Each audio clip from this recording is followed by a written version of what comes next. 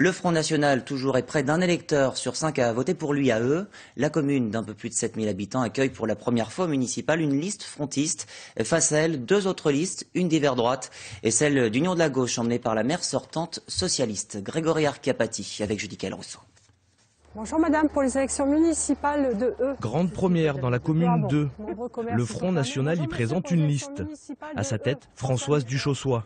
La frontiste, novice en tant que candidate pour une élection municipale, entend bien faire fructifier le score de son parti lors de l'élection présidentielle de 2012. Ici, Marine Le Pen avait obtenu près de 20% des suffrages. Pour la tête de liste, le Front National est aujourd'hui plus qu'un simple outsider. Jusqu'à présent, il n'y a eu aucune opposition. Donc nous serons les seuls à défendre la population audoise, nous serons les seuls à dire exactement ce qui se passe ici à la ville d'Eu. Et il faut, on fera en sorte de satisfaire les Eudois, parce que qu'est-ce qui est important aujourd'hui, c'est que la population se sente bien, le bien-être de la population. Lui aussi se considère comme le véritable opposant. Yves Derrien est à la tête de la liste d'hiver droite Oser agir pour eux. Cet ancien directeur chez Alcatel s'est lancé dans la campagne par goût d'entreprendre, selon ses propres termes. Son programme, redynamiser la commune. Pour y arriver, deux grands axes de travail, les liens entre les générations et le développement touristique. Vous avez ici normalement un circuit du patrimoine qui est très joli, qu'on peut mettre en valeur.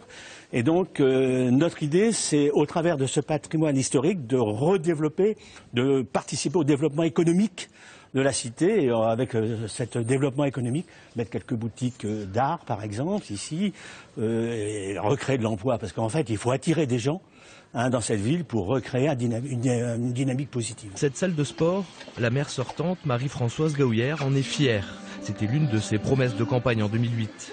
La candidate de la liste d'Union socialiste communiste compte d'ailleurs sur son bilan positif selon elle pour remporter les suffrages une nouvelle fois. On est arrivé avec des promesses et on les a toutes tenues. Alors notre promesse principale était de ne pas hausser les impôts, et avec elle il y en avait une deuxième qui était de diminuer la dette de la ville. Ça a été fait puisque de 13 millions au moment où nous avons pris les rênes, nous sommes descendus aujourd'hui à 10 millions. Et effectivement, nous n'avons augmenté aucune des 3 taxes communales. D'un côté, une gauche rassemblée, de l'autre, une liste de droite et une autre frontiste qui vont se disputer les faveurs des électeurs. La bataille pour la ville d'Eu ne fait que commencer.